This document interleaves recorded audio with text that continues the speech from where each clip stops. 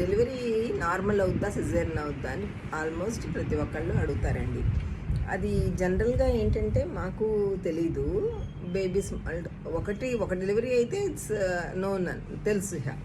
అలా కాకుండా ఫస్ట్ ప్రెగ్నెన్సీలో కనుక అడిగితే కనుక మాకు తెలీదు. సో అన్ని పనులు చక్కగా చేసుకుని అంతా నార్మల్గా జరిగి పొజిషన్ అంతా నార్మల్గా ఉంటే నార్మల్గా అలౌ చేసేస్తాం. కాబట్టి ఆ తర్వాత లాస్ట్కి జరగాల్సిన పనులన్నీ అంటే సర్విక్స్ డైలటేషను, సర్విక్స్ ఎఫేస్మెంటు, హెడ్ కిందకి దిగటం ఇవన్నీ నార్మల్గా పెయిన్స్తో పాటు జరుగుతాయి.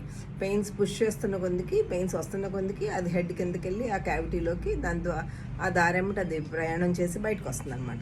ఇవన్నీ ఒక ఎత్తు అయితే ఇవన్నీ జరగటానికి ఏమేం చేయాలి? మనం ప్రాపర్ ఎక్సర్సైజ్ చేయాలి, మంచి డైట్ చేసుకోవాలి, పెల్విక్ ఫ్లోర్ ఎక్సర్సైజ్ చేసుకోవాలి. ఆ స్ట్రెంగ్త్ ఇవ్వటం కోసం ఆ టైంలో డెలివరీ టైంలో వాళ్ళు చక్కగా అంత స్ట్రెయిన్ అవ్వటానికి కానీ వీటన్నిటికీ కూడా స్ట్రెంగ్త్ కావాలి. కాబట్టి మంచి ప్రాపర్ డైట్ కావాలి, బ్యాలెన్స్డ్ డైట్ కావాలి, మెంటల్గా చాలా స్ట్రాంగ్గా ఉండాలి. కంపల్సరీగా స్ట్రెస్ ఫీల్ అవటం అనేది ఉండకూడదు. తర్వాత పొజిషన్ కూడా పద్దాకి ఇలా కూర్చోవటం కాకుండా స్ట్రైట్గా కూర్చుంటే ఏమవుతుందంటే కొంత హెడ్ డిసెండ్ అవడానికి హెల్ప్ చేస్తుంది అనమాట.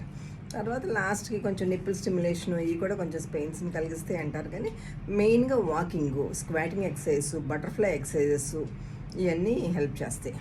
బటర్ఫ్లై ఎక్సర్సైజ్ కనీసం రోజుకి 10 మార్నింగ్ 10 ఈవినింగ్ చేసుకోవటం 9th మంత్లో. సో అదేంటంటే పెల్విక్ ఫ్లోర్ని కొంచెం స్ట్రెంగ్థన్ చేసి బేబీని డిసెండ్ అవ్వడానికి కొంచెం హెల్ప్ చేస్తుంది అనమాట. సో ఇవన్నీ అన్నీ సక్రమంగా జరిగితే ప్రాపర్గా వీటితో పాటు సర్విక్స్ కూడా చక్కగా డైలైట్ అవుతూ దానిపైన చేసుకుంటే హెల్త్ అంటే నార్మల్ అవుతుంది. Okay, thank you.